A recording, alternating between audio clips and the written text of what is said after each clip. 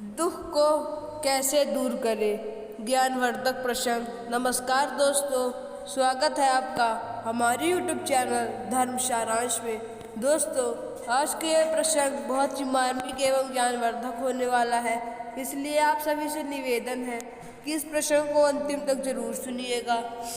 बहुत समय पहले की बात है, एक शिष्य अपने गुरु से मिलने जा रहा था। वह शिष्य बहुत ही दुखी रहता था। वह अपने गुरु के घर पहुंच गया और अपने गुरु से पूछा कि हे गुरुजी, मैं बहुत दुखी रहता हूँ, बताइए मैं अपने दुखों को दूर करने के लिए क्या कर सकता हूँ। तो उसके गुरु ने पूछा, तुम्हारे कितने दुख है? तो उसने बताया, गुरुजी मैं आपको बता भी नहीं सकता, मेरे पास इतने सारे दुख है। मैं कभी बीमार पड़ जाता हूँ, कभी कुछ हो जाता है, और मैं अपने रिश्तेदारों से भी दुखी हूँ और अपने रिश्तों से भी दुखी हूँ। मेरे शरीर में एक न एक बीमारी लगी ही रहती है। लगता है ऐसी जिंदगी से अच्छा है कि मर जाऊं, कोई मतलब ही नहीं है, क्योंकि मेरे पास इतने सारे दुख आ गए हैं। तो उसके गुरु ने कहा कि तुम यह बताओ कि तुम्हारे इन दुखों का कारण क्या है। तो वह व्यक्ति कहने लगा, हे गुरुजी, मुझे इन दुखों का कारण नहीं पता है, इसीलिए तो मैं आपके पास आया हुआ हूँ।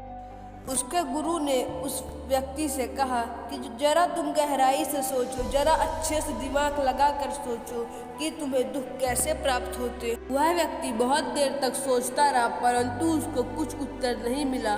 तो उसके गुरु ने उसको उत्तर दिया कि तू अपने सारे दुखों का कारण तू ही है, तेरे सारे दुखों का कारण तेरा मोह है। क्योंकि तो उस व्यक्ति ने अपने गुरु से कहा कि मैं समझा नहीं कि मेरे मन का मोह मेरे सारे दुखों का कारण कैसे हो सकता है। तो उसके गुरु ने कहा कि मैं तुझे 3 छोटी छोटी कहानियां सुनाता हूँ, जिसको सुनकर तेरे को तेरे दुखों का उत्तर मिल जाएगा। पहली कहानी, एक व्यक्ति पेड़ से चिपक कर चिल्ला रहा था कि मुझे बचाओ, इस पेड़ ने मुझे पकड़ लिया है, कोई मुझे बचा सकता है तो बचाओ। तभी वहाँ से एक गुरु और एक शिष्य निकले।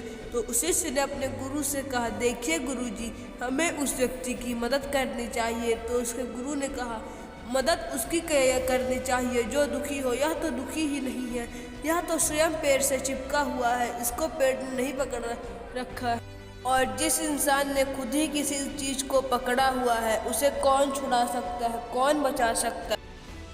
ऐसे ही तूने भी अपने सारे दुखों को खुद ही पकड़ रखा है, क्योंकि तू चाहता है कि कहीं मुझसे यह छूट न जाए, कहीं मेरा दुख कहीं चला न जाए।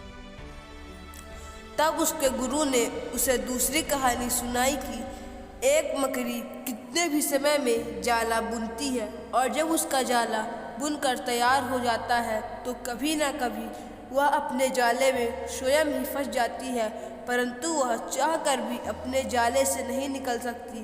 क्योंकि ऐसे ही तूने भी अपने जिंदगी में कितनों से रिश्ते बनाए हैं, कितने को मोह लगाया है, कितनों को अपना माना है, परंतु तेरे दुख में कोई भी काम नहीं आए ना। फिर उसके गुरु ने उसे तीसरी कहानी सुनाई कि शहद के भरे एक बर्तन में एक मधुमक्खी चली जाती है।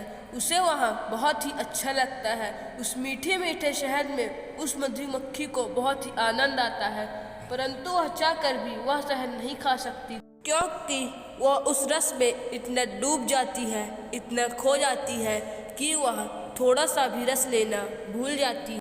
वह सोचती है कि थोड़ा सा रस ले लूं। जब वह रस लेने लगती है तो उसके पंख उस शहद में फंस जाते हैं।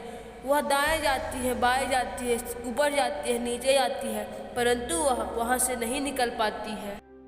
वह वहाँ पे फंस जाती है। और ऐसे भी तूने भी जिस रिश्तों में आनंद लिया, सुख लिया, शुरू में तुझे बहुत आनंद आया, परंतु अंत होते होते वह तेरा दुख बनता गया। ऐसे ही जब कोई व्यक्ति मन में धन की कामना कर लेता है, फिर चाहे उसे जितना भी धन मिलता रहे, उसकी पूर्ति कभी भी नहीं होती है, क्योंकि वह तो पहले से ही धन की कामना कर चुका होता है। और ऐसे भी तूने भी किया था। तो उसके गुरु कहते हैं कि अगर तुझे तेरे उत्तर मिल गए हों तो मैं तुझे एक और बात बताता हूँ। फिर उस शिष्य को एहसास हो जाता है कि उसके सारे दुख उसी की वजह से पैदा हुए हैं, उसके मन की मोह की वजह से पैदा हुए हैं। उस शिष्य ने अपने गुरु से कहा कि आपने मुझे इसका उत्तर तो बता दिया है, परंतु आप मुझे इसका कारण भी बताइए। तो गुरुजी ने कहा, अगर तुम अपने इन दुखों से पार होना चाहते हो तो अपने मन से मोह और वासनाओं को ऊपर ले लो, क्योंकि मोह और वासनाएं हमेशा हमारे दुख के कारण बनते ही रहते हैं। तुम अपने मन को प्रेम और संतोष की ओर ले जाओ। तो दोस्तों, आज के ये प्रसंग यहीं तक था। आशा करते हैं कि ये प्रसंग आपको पसंद आया होगा। अगर यह प्रसंग आपको पसंद आया है तो इस वीडियो को लाइक करके चैनल को सब्सक्राइब कर दीजिए और कमेंट में लिख दीजिए, जय श्री कृष्ण, राधे राधे।